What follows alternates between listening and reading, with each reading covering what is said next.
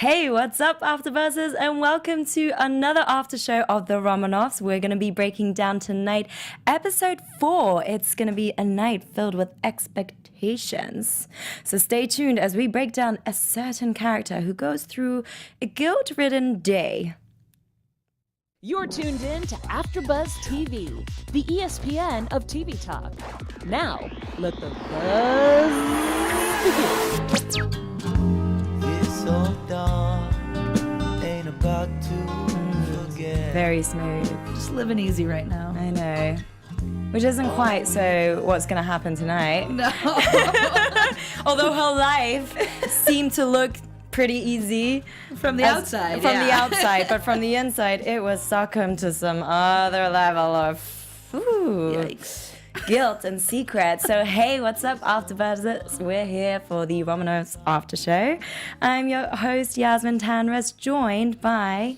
I'm Emmy Maestri. And sadly, we don't have Taylor here tonight, but the two of us are here to break it down. We're going to be looking at a mother and daughter relationship and what happens when you hold on to secrets for far too long, and whether you should speak up or remain silent in certain situations, because that was very prevalent in this episode.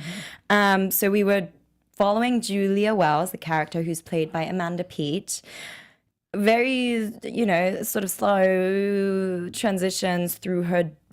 Let's say this was just a day in her life, because we don't know if this is her daily life. But before we jump into all of that, we also have a special segment on notable Russian authors that we're going to highlight. We're just going to go through 5 of those, not by any particular order. And then we'll have some news and gossip and sort of predictions, as we usually do. So before we get into that, what did you think about the overall show, Amy? I liked that it looked different than a lot of the other episodes. I feel like it was directed in a different way. It had, it did a really good job with moments of silence. There was a lot of silence in this episode, and it was always either really intense 2-person dialogue or just like really beautiful silent moments of her walking through the city or her drinking or the silent fight, like a lot of really nice silent moments that I appreciated. Yeah, and you're so right. I agree, because this episode definitely was just a day in the life of this character versus all the other ones that had been like various points of view. And so this had a lot more sort of breadth and depth and stillness to focus really on that one person. Generally, to begin with, I thought, oh, is this going to be something about women? Because the opening sequence was very strongly enforced upon mother and daughter, but then also because we got such a close-up to Julia as to how she was getting ready for the day, and then she was interacting with this mother who was struggling with the pram to get into this store. I thought, okay, is this really going to look closely as to how women live? But then actually it was more sort of a much bigger spectrum of like a life of somebody who had done something in their past and had never brought it forward to reality or ever, and it's just hidden between two people. That's a really good point. Yeah, just the way that they framed it with all those moments of like, oh yeah, this might be like kind of setting something up about just like women and how we interact, and like the way that they did that, because also like I felt like they built a lot of tension somehow early on too, just like you were just kind of like, oh wait, what's gonna happen? Like it was very slow moving, but you were still, they did it in a way that you're like, oh wait, where's she going? What's happening? Why is she helping this woman? There were so many questions. I was just thinking like, what's her job? Or like, what is she doing? Where is she going? And then of course it got clear to the point when she meets her daughter. But before that, when she was getting flashbacks, when she was smelling that scent, it was just like, who is this person? We want to get to know her. So it was nice to really follow her intensively. Yeah. So we'll get into our first topic then about her and Ella, because that's a very interesting opening to have then. And I think we can all, like, as mother and daughters can relate to it. You'll have your moments of wanting to meet up, have a nice brunch together, but there's always going to be bickering, always, And in this case, it's about Ella not doing something about the fact that her baby is still a week too late to come out, and the fact that the father's not going to be there for when it might possibly happen. So what did you think seeing them, first of all, whose side would you be on, for instance? Like, it's just such a hard one in this. Yeah, God, good question. Yeah, because I immediately was just like, wow, there is, again, like so much tension between them, but it felt like they still, like it was coming from a good place at the same time, I felt like, oddly enough. Like they seemed like they have their own good relationship in some ways, but there was just so much tension under everything that they were saying. And you know that like they are such a stereotypical like passive aggressive family, I think, in a lot of ways, probably. And especially like with all the secrets that it was built on that we find out. But yeah, I don't know that I could have picked a side early on because I was just like, I don't know Like, right now about yeah, the two like of what are you. your reasons for wanting to be a stay-at-home mom that's everything's catered for and provided for? And I loved when Julia said it's not about right or wrong, it's about self-respect. And I felt like that was a very strong message. But Julia herself is just such a complex woman, and I think it's just for her to say that, ultimately we got a sense like, okay, there's something behind this. Because I thought she was living comfortably, you know. Like, Yeah. I think that was a really cool thing about that conversation too, because you see her walk out of a brownstone, you see her, you know, walk through the city. Her daughter gets into an SUV, you know, black car right after, as soon as she walks out of this really nice brunch. Like, you get the picture of like kind of where this family has come from, but you also get the picture that they are just not happy, and that, yeah, Julia's kind of a mess at the moment, and we're still not sure why. So I think it was kind of like a nice slow burn throughout the episode of seeing more and more of just like more about her, and also more of where and why she is kind of such a mess right now. I feel like, yeah, it was interesting to actually open up as to like this kind of a discussion, and you kind of think to yourself, okay, well, what are her reasons? So I felt like within this episode, it was really fleshing out, defining her character so that we could also get that itch of what she is feeling. Yeah. Because it's like, so as time passes, her character just becomes fuller and more real as well. And we move on screen like from one place to another with her. And so we obviously feel more relatable to her than anybody else within this episode. Yeah. But like, I just thought, okay, it was ridiculous when Ella asked her to just go to the airport, pick up my parents-in-law, and she has clearly got a driver and a big SUV. I was just thinking, I know you're pregnant, but if anything, okay, this driver will rush you to the hospital. Yep. Like, why are you asking you? And I think maybe, you know, this is where we need to stay a little bit more conscious of our mums. You know, I think that was a good sort of reflection of how us as daughters maybe sometimes take it for granted, the amount that moms already do and have to do. Yeah, because you can see that, you know, this girl's probably lived a pretty privileged life. And now, like, things like that. And I mean, especially like us living in LA, it's the same. Like, when going to get someone at the airport is not like a small thing.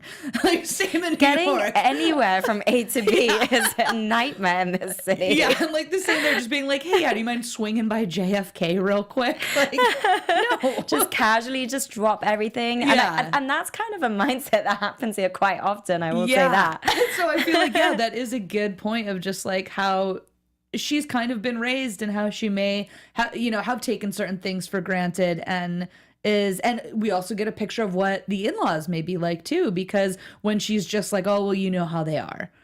Yes. When Julia's like, just send a car, which most people would be thrilled. Like, oh, I'm getting a nice comfy car on the ride from the airport. Like, And it's probably cheaper than the amount that she spent in the end on that taxi there and back, which ultimately the father-in-law then paid for. Yeah. So. But then that had to be recompensated with a very hefty, expensive dinner that the husband had to do. See the mess you created, Ella? God, just order an Uber for them. She's a very, like, I don't get her, because I feel like she did have a good, like, she has this picture perfect life, a great husband, a great apartment, size of a closet that's gigantic. I swear it's like bigger than my room. Yeah.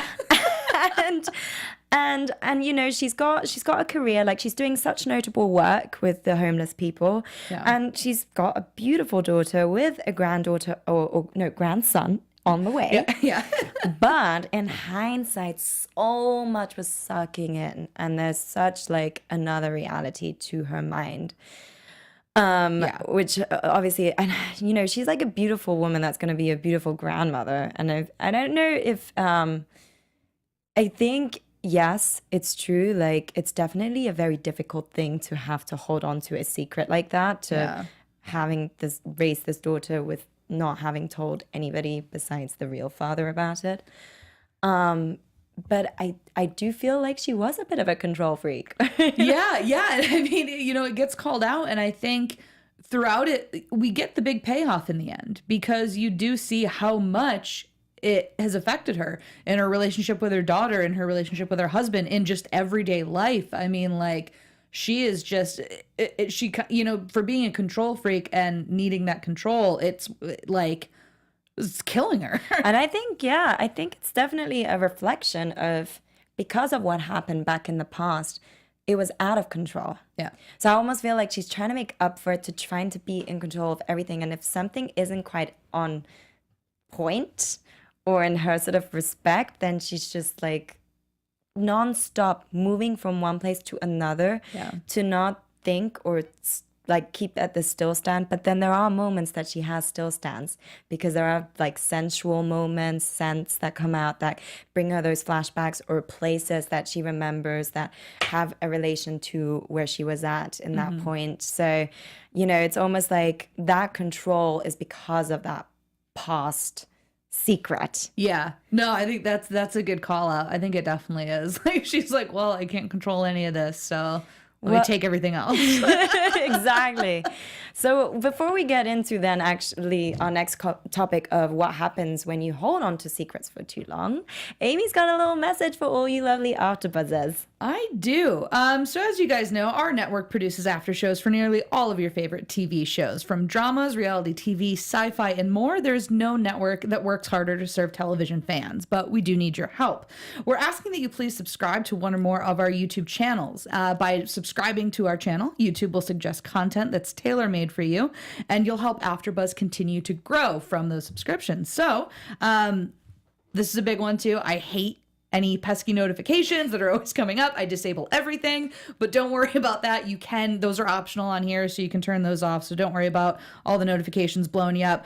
So right now, just hit that subscribe button for this channel. Make sure you check out all of our other AfterBuzz YouTube channels as well. I know, you know, we're both doing a couple different panels on AfterBuzz right now, so make sure, you know, you can check us on a couple of other shows and some of the other channels as well. But let us know if you did so in the comments too, and we can thank you on air. But for now, thank you so much for being the best fans and for helping us be the ESPN of TV talk. Yes, thank you, Amy. I love that flair and everything added to it. And yeah, we do love to see some of your comments, and also with our live chat that Amy is following, like any thoughts that you have about any topic that we're talking about, and just chime into the conversation and we'll give you a shout out as well. Okay, so the next thing was about what happens when you hold on to secrets for too long. And I love this point where Julia says, obviously I decided, I guess, but even though you do things, it feels like they're just happening to you. I love that sentence, because to me it's like, okay, it's a choice that she made back in the day. But the part of her saying, but even though you do things, it feels like they're just happening to you, I think that's because of the choice. Because I love this life mantra that Maria Menounos says, it's not life happening to you, it's life happening for you. You know, and it's definitely about like the choices that you make and how you go on forward with that. It's so true. That's such a like defining character statement. Because it really is. That is something where it really is. You have two different kinds of people, you know, and we very clearly saw the kind of person that Julia is in this. Yes. And I think, you know, to the point of, you know, when we were talking about, you know, her being a control freak, you have control. You can make those decisions, but, you know, life just happens to you. Exactly. And life does just happen. Like, it's like you have to just accept what comes at you, and then you just have to deal with it. Yeah. And when you stick to that choice, be okay with it. It's this certain level of acceptance. And of course, like, this is a huge thing. I personally wouldn't know what I would do in her position. I think maybe I would have told the father, but she made those choices maybe, and this is her, I think this is her slight, is it slightly ironic how she's shunning her daughter, because I feel like she almost made this choice to live comfortably. And Yeah, I think like really every choice that she's made from that one has somehow, been there was a cause and effect every single time, and that always played into everything, I think. yeah, and I think that's why she's trying to say or make a point to her daughter, like, it's not about right and wrong, it's about self-respect. Yeah. And I think she lost her own self-respect, and that is why she's being so strong or hard on her daughter's choices, and the way that she treats herself or the relationship with her husband. Yeah. But okay, so we've dived into this, but when we got a sense of Julia and her relationship with her, because there were two men to present, like, from the very beginning. Yeah. One, we saw her calling then her husband up immediately about being very annoyed about the discussion she had just had with Ella. Yeah. And then calling him a dick after this phone call. I thought, I know they're, like, together, but they also seem like friends. It didn't seem like much love in this conversation. Yeah, by the end of it, I was just like, well, I kind of feel bad for him because he seems like a nice dude, but like, yeah, I was kind of almost confused by their conversation, the way she reacted afterwards.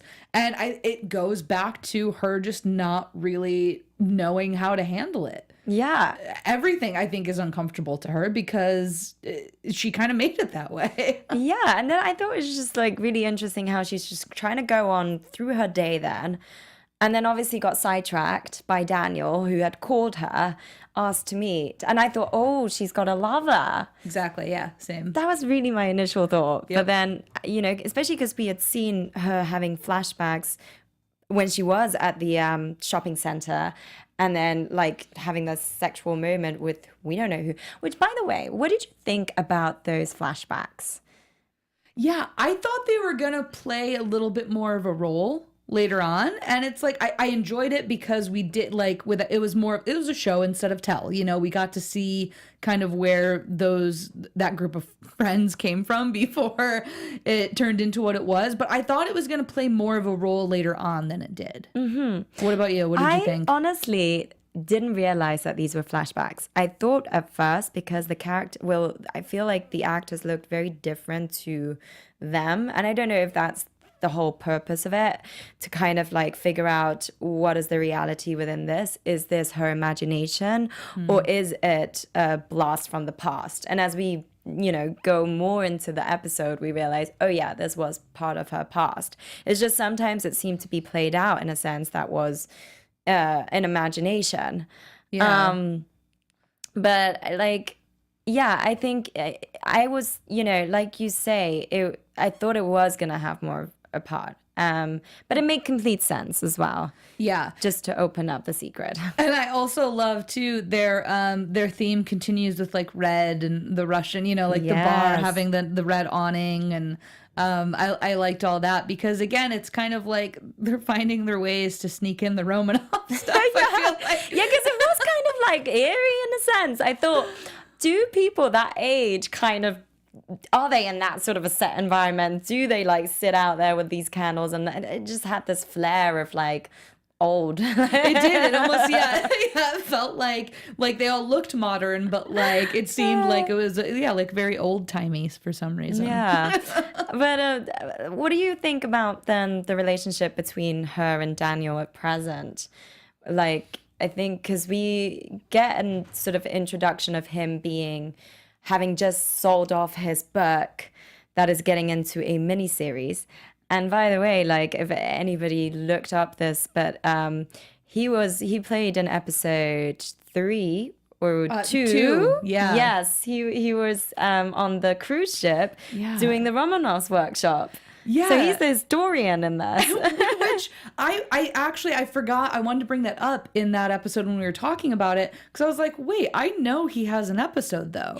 So I got confused when he never like reappeared in that episode, and I was like, wait, this is an anthology though, and I didn't think people were gonna. Such a huge actor as well. So I was like, what is he doing there? And then just briefly, it's interesting that they chose. I'm wondering if we will see anyone else pop up again. I only thought that was weird when I first watched the second episode, because I knew he had his own episode where he was featured. So I was like, okay. It's pretty interesting because it is an anthology. Nothing is supposed to connect. But some things, if you're careful and you just listen and you look out for it, are connected within this story. So I did like hearing that, and the fact that like they're filming a mini series, and you know, yes, in episode 3 that was his mini series that had been optioned. I thought that was very, very well done. I wonder if he knows who's directing it and what happened to Olivia. Yes. Oh my god, he might not feel great about that. Oh, I don't think he'd be too happy about that.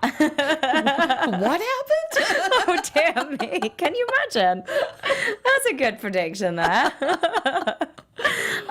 But yeah, I thought that was really, really cool. And then how they brought in the fact that the husband, Eric, is the one who had consulted the story. Yeah. So there's like a bit of a connection there. Yeah, they did a really good job of like weaving in this like really intricate relationship that really unfolded throughout. But yes. I like Daniel. I like Daniel a lot. He's so sweet. And I hated the way that Eric was like, oh, well, we like Daniel because he's never grown up. And I thought, is that because you're not really allowing him to grow up? And, you know, it just, I don't know. I didn't like his character, especially when we like see his true response to Julia. Yeah. When she doesn't admit the secret. Yeah. And I mean, you got to wonder if on some level he knows. Mm-hmm. And that's where I was kind of like when, you know, she had like the dream, you know, the daydream about telling him. I was like, almost if that's like her omission, you know, of saying like, I think I know somewhere that he knows somewhere, you know, like I just, there's got to be something. Yeah. I just also feel like, you know, if you don't see yourself within your kid, how can you not realize it? Yeah. Yeah. So I think it is there somewhere, but I'm kind of surprised that they never ended up going there. I like the decision, but I'm surprised by it too. Yeah. So going back to that question of what happens when you hold on to secrets too long, it's almost like, if he did know, it's almost like, okay, well, do I bother with this or not? And he clearly had let it go if he did know. Yeah. And with her, it's just like got to a point where, because she's becoming a grandmother, and I think there was a few moments that had set her off to really start to crumble inside. The realization, one, that this grandchild is gonna think this is my grandfather when actually it's a different person. And two, I think as well, the parents-in-law had a factor in this. When Marilyn, for instance, says, it's what every person lives for and you don't even know it when a grandchild is born, not even when your kids are born. Yeah. And I think that made the wheels turn even more, her thinking like, oh my God, poor Daniel is actually not really going to live in that position as he rightfully should. Yeah. Well, I think one of the best lines that summed it up so quickly was when Daniel said to Julia, I feel like you got away with it all. Yes. It kind of broke my heart too, because I mean, like, his marriage is failing. He doesn't get to talk to his daughter as his daughter. He's about to have a grandchild that he's not going to get to do that. And then he said, like, I feel like you got away with it all. Yeah. And then, yeah, exactly. And he also says, I literally walked by my own life and saw someone else take it. Yeah. That is so heartbreaking. And again, like, so I mean, on his end too, not only, you know, the question of what happens when you keep a secret for that long for her, but also for him. Yeah. You know, because I mean, he's keeping the same secret and he's not able to, you know, embrace his family the way that she is. So, well, then let's get into, actually, this is a good point to then get into the next point of to speak up or to remain silent. And at what point should they have maybe spoken up or, you know, keep it, like, they've kept it silent, I guess, but. Yeah, and I mean, when there's a lie that's that big at the core of any relationship, it's not going to be good. And I immediately, when it was the daydream of them, you know, confronting it and him being like, oh, I've always known, that kind of thing, I was like, how can you have something be there for 20 years that you both knew and never talked about. Yeah. So I feel like you have to, and it has to be early. Otherwise, this is what happens. Yes, yeah, and I think this is a great lesson. I think this episode showcases that as a really great lesson, to not hold on to secrets and to just be upfront. And damages are going to be made, of course, but if you treat them delicately, and you know, this is going to be, there's going to be multiple outcomes out of this. You're just going to have to suck it up and just do it and just say it. Yeah. Because that it's just, well, like, look at this Yeah. mess, this situation. And then she has to push herself. She's like pushing herself through life, getting into the gym when she's like not even feeling it, but Yeah. trying to overcome it all. And then she goes through Manhattan, drinks in the middle of Manhattan with her beers. Like, so many moments where it's just like, okay, you're really unhappy right now. Yeah, but drinking stomach medicine on the subway. Yeah, I was wondering, like, what did she just drink there? Poor thing. Oh my God. So literally, she just like I feel like she just is constantly got to be stressed out by everything. Do you think that's what caused the gallbladder stones? Probably, my Drinking all God. that stomach fluid, Drinking all that, and then a stress? beer, and then that. and a Yeah, beer. like she's just going crazy, like damaging herself. And I gotta say, Amanda Peet, my God, what a performance from her in this.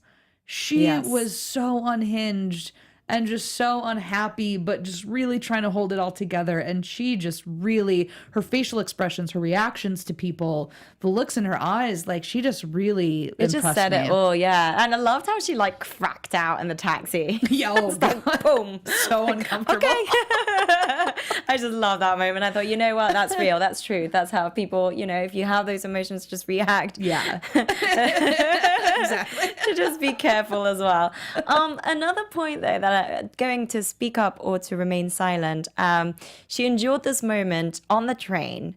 This creepy guy looking at her, smiling, and she smiles back. Which I feel like I've sensed from that moment on, when he was smiling at her like that, I was like, oh, no. Why are you smiling back? Don't do that. Yeah. And then that happens, and she didn't say anything. Would you have called it out? I know you're in a public place. It's uncomfortable. But a man doing those kind of motions to a woman, Yeah. I don't, like, it's not appropriate in my perspective. I would have said, ew. Yeah. Like, I would have, like, said it out loud so that people can see what had just happened. Yeah, and I'm almost kind of surprised that she didn't, because she is very, I mean, like, she yelled at a kid for taking a chair from her. Like, Oh, yeah. Which was hilarious, by the way. But yeah, I was These millennials. millennials, yeah. Rude. I was kind of surprised that she didn't, because yeah, like, it is such an unfortunately common occurrence that is just not okay and should not be acceptable. But I'm kind of surprised she didn't. Yeah. I feel like she really should have. And I don't understand why she didn't, because Yeah. she seemed like a very strong-willed woman that speaks what's on her mind, especially in the developments of this day. Like, she doesn't want to talk about certain things, especially when she gets into her line of work. Yeah. And but then she's just like reacting to strangers, so she doesn't really care. But this man, she didn't really, and it was just really shocking. Yeah. So A little surprising on the choice on that one. going into then again to speak up or to remain silent, before we get into our special segment in news, the moment she tells Eric, and we're in the closet space, and she tells him, and then his response of like, I always knew, but what can you do? Yeah. I felt that was so heartfelt, and I thought it was real. Yeah. It wasn't. Yeah. I was so happy with how they did that, though, because they did a really good job of making it feel like a very real moment. But then you're also like, how can you be so okay with this? And like, I think they took us on a real fun journey, really, at the end of it. And I did think it was interesting because, yeah, by the end, I was like, I think this is almost like their weird way of telling the audience that, like, he might know somewhere deep down inside, but that conversation's probably never going to happen. And do you think that's why he's a little bit, I don't feel like he's very loving towards her. No, not towards each other. I mean, they didn't Yeah. showcase it in this episode because the focus wasn't really on that. Or maybe it was sort of on the sideline. And Yeah. maybe he does know, but he's just not acting upon it. Yeah, and I think it did show, like, even in those flashbacks that, I mean, he was, like, so in love with her. And Yes. while she was dealing with that. So again, where I thought kind of the flashbacks were going to get a little bit more involved, But I think that was an important one to show, like when she came home that day and he had the flowers and the dinner and was just like so immediately thrilled to see her. And you were just like, oh, poor guy. Yeah, because You she poor has then that schmuck. other reminder of the other's, sexual scene. And then Yeah. she's just like, okay, I can get into this right now after playing that in her mind. But yeah, so instead, in reality, she apologizes. So she doesn't speak up in the end. She remains silent about the secret. And she's just, apologetic. And I think she's boosting up to his ego as well. Yeah. And then he's just like, well, yep, you just got to live up to it. And then they go to this dinner. She ends up at a hospital. And I felt like the ending was a very special moment because that, again, was to speak up or to remain silent as mother and daughter are side by side. And it was beautiful how Ella is just like, call him. Yep. She knew. I think the fact that it ended in silence, but that it was still spoken about Yes. in a way, because this episode again did so well with those silent moments, and the fact that at the end you just see that understanding and the looks between them, which were really so well done by both actresses in this, where you were just like, oh wow, well, that's kind of a nice thing to go out on, even though it is still depressing at the same time, where you're just like, oh, this poor girl's just like, yep, I know my dad's not my real dad. Do you think she knows that though? I think she does. Yeah? I think she does. Because that was my questioning. If she felt like I can sense my mom likes him, or there's this deep history and connection there, or is he my father? So we're going to actually get into our news and gossip right now. Yeah. All right. AfterBuzz TV News. So just a quick story that I found on ET Online about Amanda Peet when she took this role. She was saying, so it's when sent the script for the episode, Peet didn't believe this role was meant for her. She said the whole thing was about a fucking woman becoming a grandmother, she says. As it turns out, it was, much to the shock of Peet, who asked if she would dye her hair gray or do anything to age her appearance before filming. She said, I was like, if I'm going to do this, I'm going to get into it, she says, revealing that being told not to change anything made her feel even more vulnerable, which I thought was really cool because actually, as I was watching this, I was talking to my roommate about it. She's so naturally herself. Yeah. And she is aging so beautifully. And it's a story of, throughout the episode, she just kept saying, like, I'm not a grandma. Like, she was so mad about it. And so I thought this was kind of just interesting, like her take on it going into it, and that like not changing that actually helped in making her feel a little bit more vulnerable about it. So I just thought that was a cool little quick snippet of some of her thoughts going She into is it. so stunning, you can tell like she's not done really anything to herself, and it's just like gracefully, naturally growing older, and she looks young. She looks super young. So it was perfect for this role. But yes, because she's meant to be playing a 46-year-old mom who's going to become a grandmother, had her first kid at the age of 27, it was said. So yeah, and it was pretty amazing to see the daughter's like in her 20s having a daughter as well. Definitely. Yeah, and I going back to that last moment just before we end it, because we're not going to have time, unfortunately, for our special segment. We'll move that over for the next episode, though, because Russian authors, we've got to highlight them, especially since in this episode it was heavily focused, or there were some scenes at the bookstore and mention of like Leo Tolstoy and how 80% of the authors and their voices and thoughts just in these books, but they're all dead. Yeah, I love that. But they still live, basically, yes. But the ending moment was beautifully done. I just wanted to say that because no words are words. Yeah, It was strong. totally. All right. Agreed. Well, that's all we have time for today. Thank you so much for tuning in. If you have any comments and if you know any other like cool facts about the show and any thoughts, do chime in into the conversation, and also follow us and tweet at us or Instagram. So where can we follow you, Amy? Yeah, you can find me on Twitter and Instagram at Amy Maestri. And you can find me at Yasmine Tanres. Thank you so much for tuning in. We'll be back next Monday, and have a happy Thanksgiving and holiday. Yeah. Thanks, guys. Bye. Our founder, Keven Undergaro, Phil Svitek, and me, Maria Menounos, would like to thank you for tuning in to AfterBuzz TV. Remember, we're not just the first, we're the biggest in the world, and we're the only destination for all your favorite TV shows. Whatever you crave, we've got it. So go to AfterBuzzTV.com and check out our lineup. Buzz you later. The views expressed herein are those of the hosts only and do not necessarily reflect the views of AfterBuzz TV or its owners or principals.